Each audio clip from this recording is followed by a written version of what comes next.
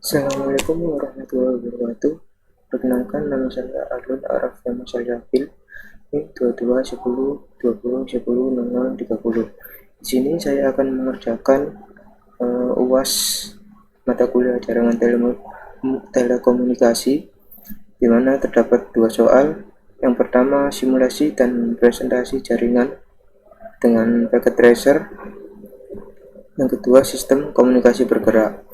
Ini saya akan mengerjakan soal pertama, yaitu simulasi dan presentasi jaringan dengan packet tracer, di mana dengan infrastruktur jaringan dengan menggunakan dua router, dua switch, dan beberapa perangkat end user. Di sini kita menggunakan aplikasi Cisco Packet Tracer. Seperti ini aplikasinya. Yang pertama, tadi kita menggunakan dua router. Jadi kita masukkan dua router, satu, dua. Oke. Kemudian terdapat dua switch, satu, dua. Oke. Kemudian dengan ada 3 PC dan satu laptop, dua.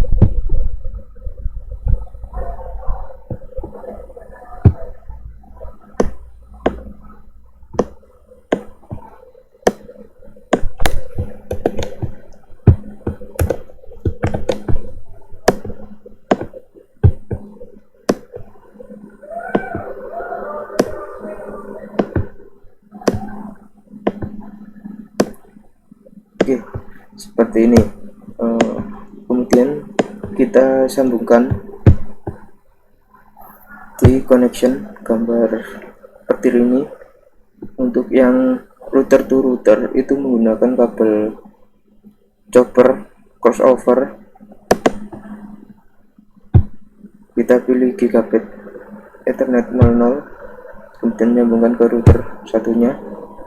Kita sambungkan ke gigabit Ethernet 00. Oke, untuk router ke switch menggunakan kabel strike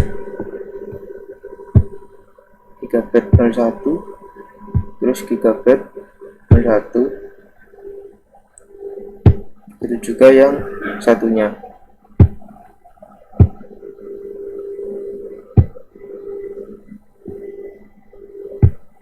Oke. Kemudian untuk switch ke PC juga menggunakan kabel strike. Kita gunakan flash Ethernet.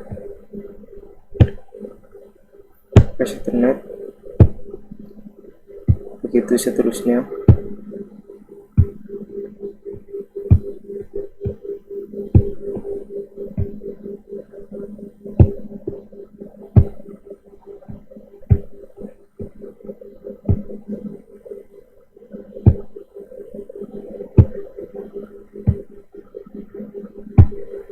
Oke, berikutnya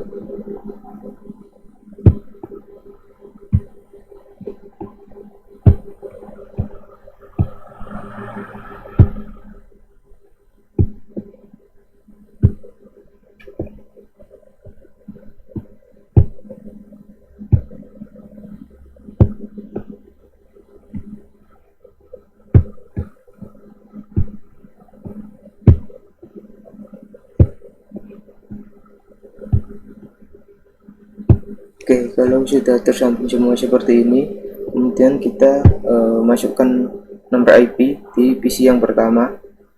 Kita tekan PC-nya, kemudian kita tekan desktop, kita masukkan IP-nya, IP address-nya 192.168.16.2 dan enter. Untuk subnet masknya otomatis. Kemudian untuk default gateway-nya itu 192.168.16.1. Oke, Begitu juga PC-PC yang lainnya. 168.16.3 enter, dan yang ini 192.168.16.1.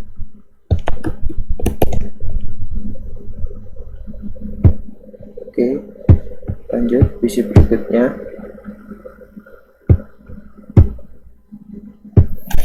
192.168.16.4 enter.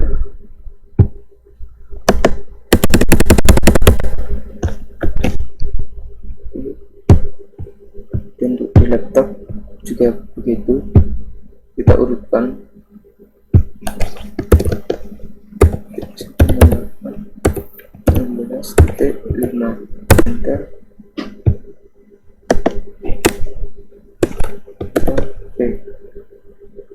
Oke, kemudian untuk yang switch yang kedua caranya sama, cuma untuk IP-nya berbeda. Di sini menggunakan 192.168.17.2 enter. Dan untuk default gateway-nya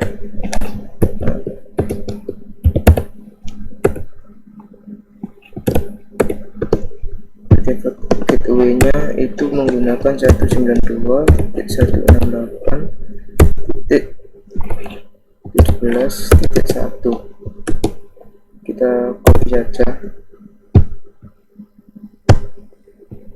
Untuk yang PC yang kedua 192.168.17.3 bentar.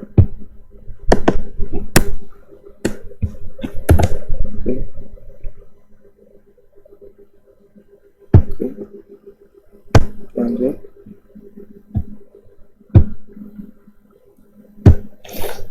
Sembilan dua titik 168.17.4 bentar. Oke,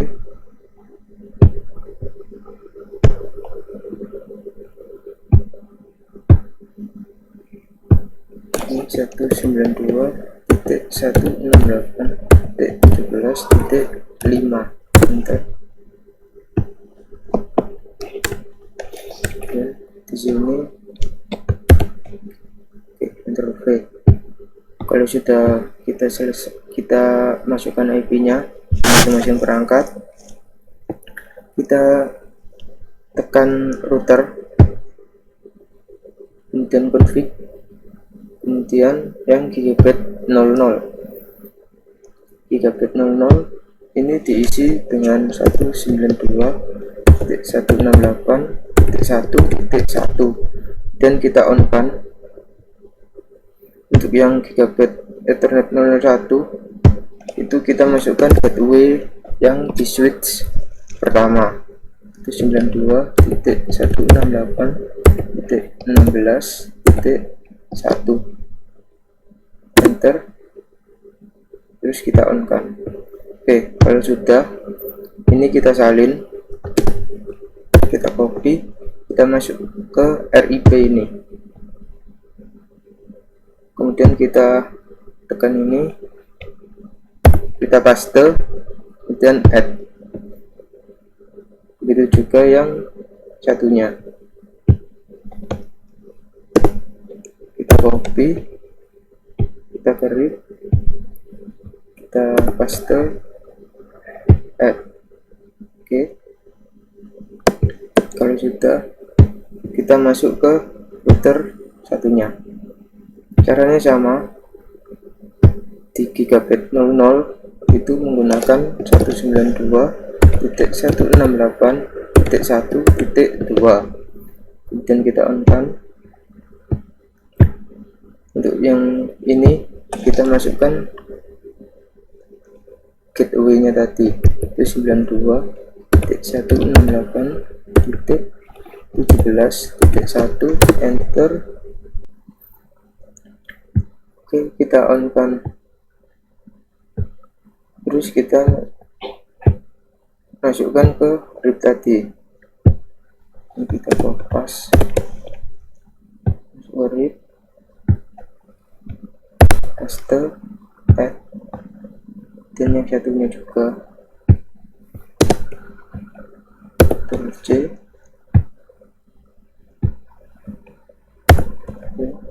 add.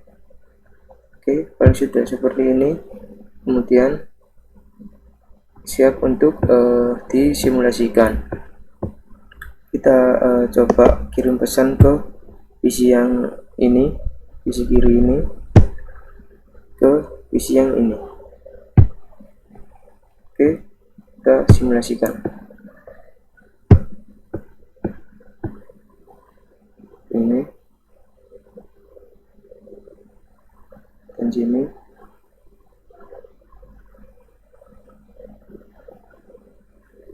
Masuk ke router yang kedua.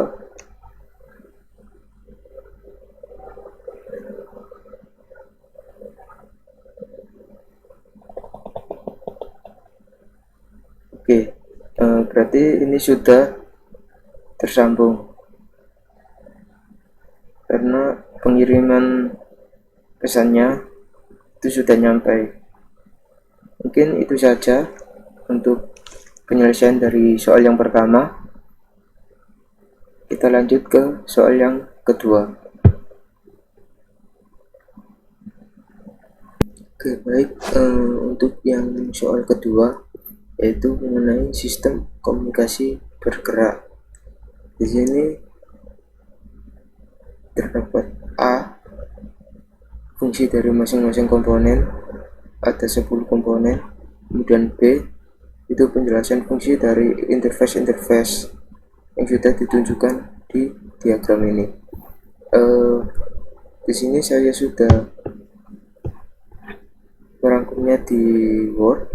Untuk yang poin A, fungsi masing-masing komponen. Untuk yang pertama yaitu MS atau mobile station, dimana komponennya itu biasanya handphone atau perangkat komunikasi. Kemudian terdiri dari mobile equipment, yaitu perangkat kerasnya dan juga SIM-nya atau subscriber identity module, kartu identitasnya. Kemudian untuk fungsinya sendiri yaitu mengirim dan menerima sinyal dari BTS melalui radio, mengidentifikasi pelanggan ke jaringan melalui SIM, kemudian menjelaskan layanan komunikasi seperti panggilan suara, SMS, dan juga internet. Dan yang kedua ada BTS atau Base Transceiver Station. Fungsi utamanya yaitu menghubungkan langsung dengan MS melalui sinyal radio atau interface UM. Kemudian yang kedua menyediakan cakupan area sel tertentu. Yang ketiga mentransmisikan data suara dan sinyal ke atau dari mobile station. Kemudian untuk komponennya sendiri itu ada antena, ada pemancar, penerima, perangkat RF lainnya. Kemudian yang ketiga itu ada base station controller. Untuk perannya sendiri itu sebagai pengontrol beberapa BTS dalam satu area. Yang kedua menangani alokasi kanal frekuensi dan manajemen handover antar BTS. Yang ketiga mengatur sinyal dan trafik dari BTS ke MSC. Untuk fungsi pentingnya sendiri yaitu mengatur timing power control dan shippering. Yang kedua mengurangi beban kerja MSC dengan menangani fungsi lapisan bawah jaringan. Yang keempat ada MSC Mobile Switching Center, yaitu inti dari jaringan seluler atau Core Switching Center. Fungsinya sendiri yaitu menyambungkan panggilan dari MS ke MS lain, mobile station ke mobile station yang lain, atau ke PSTN yaitu telepon rumah. Yang kedua melakukan routing panggilan berdasarkan informasi dari HLR atau VLR. Yang ketiga menangani layanan roaming handover antar area BSC, register pengguna, billing, dan autentikasi. Yang kelima ada VLR Visitor Location Register, yaitu database sementara yang menyimpan informasi pelanggan yang sedang aktif di area MSC tertentu. Fungsinya sendiri menyimpan lokasi terakhir MS, status layanan, dan autentikasi sementara. Yang kedua, bekerja erat dengan MSC untuk mempercepat proses komunikasi tanpa mengakses HLR setiap saat. Yang keenam, HLR atau Home Location Register, yaitu database utama pelanggan dalam jaringan seluler. Fungsinya menyimpan informasi tetap pengguna seperti IMSI, layanan yang diaktifkan, dan lokasi MSC terakhir. Dibutuhkan saat MS pertama kali registrasi dan saat panggilan masuk dilakukan dari jaringan lain. Yang ketujuh, ada AUC, Authentication Center. Fungsi utamanya yaitu menjamin keamanan jaringan. Perannya sendiri itu sebagai penyedia parameter autentikasi dari chip key atau KC ke MSC atau VLR. Yang kedua, menggunakan IMSI dan kunci rahasia KI untuk memastikan bahwa hanya pelanggan yang sah dapat mengakses jaringan. Yang kedelapan, ada IAR, Equipment Identity Register. Fungsinya yaitu memvalidasi perangkat yang digunakan pengguna. Perannya sendiri menyimpan database nomor IMEI perangkat. Yang kedua, mengelompokkan perangkat dalam 3 daftar. Yang pertama ada whitelist, yaitu perangkat sah. Blacklist itu perangkat yang dicuri atau diblokir. Graylist yaitu perangkat yang mencurigakan. Yang 9 ada OMC, Operation and Maintenance Center. Fungsi operasionalnya yaitu memantau dan mengelola seluruh infrastruktur jaringan, melakukan konfigurasi, pengujian, pelaporan kesalahan, dan update perangkat lunak, menyediakan laporan performa dan statistik jaringan. Yang ke-10 ada PSTN, Public Switched Telephone Network. Fungsinya yaitu menghubungkan pengguna jaringan seluler dengan jaringan telepon tetap seperti telepon rumah, telepon kantor. Yang kedua, melalui MSC memungkinkan panggilan dari ponsel ke jaringan kabel dan sebaliknya. Nah, untuk penjelasan interface dalam sistem komunikasi bergerak,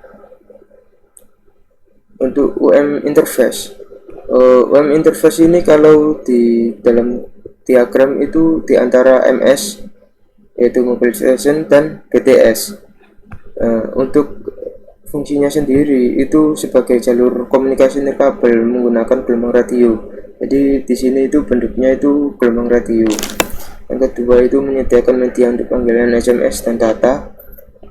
Yang ketiga menggunakan protokol GSM atau TTMA atau FDMA atau LTE 5G tergantung teknologinya. Kemudian untuk ABIS interface itu di antara BTS dan juga BSC. Untuk fungsinya sendiri itu membawa data suara dan sinyal kontrol dari BTS ke BSC menggunakan jalur microwave fiber optic atau LES line, mendukung alokasi kanal dan manajemen mobilitas handover lokal.